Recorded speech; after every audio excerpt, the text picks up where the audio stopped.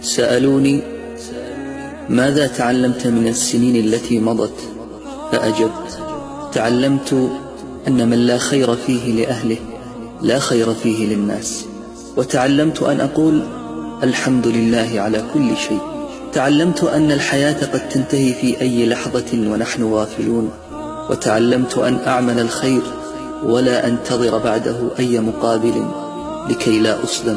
تعلمت أن الكلمة الطيبة والنفس المطمئنة هي رأس مال الطيب على هذه الدنيا.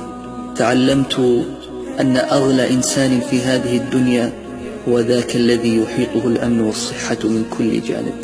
وتعلمت أيضا أن من يزرع الثوم لا يجني الريحان، وإن غرس وسقى ولو غسل الثوم بماء الورد لا تذهب رائحته. وتعلمت أن العمر ينتهي والشواغل لا تنتهي. وتعلمت أن بقدر إصغائك للناس يرخي الناس لك أسماعهم. وتعلمت أن الناس متفاوتون في نواياهم، وليس كل نية حسنة تصنع عملا صالحا، فكم من مصلح سعى في الخير ولكن أخطأ الطريق.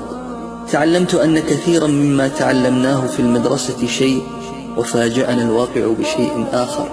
وتعلمت أن معظم الناس يسألون عنك ويتصلون بك إذا ثمة مصلحة تربطهم بك، وحين يتحصلون عليها يتنكبون لك.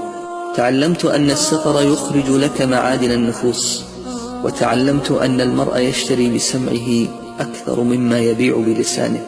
تعلمت أن أرى وأسمع من أهوال الناس وأحوالهم وأردد الحمد لله على كل حال.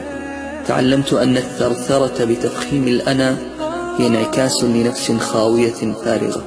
وتعلمت أن أجود معادن النفوس هو الذهب، إذ حتى في الوحل الذهب له بريق ويشع.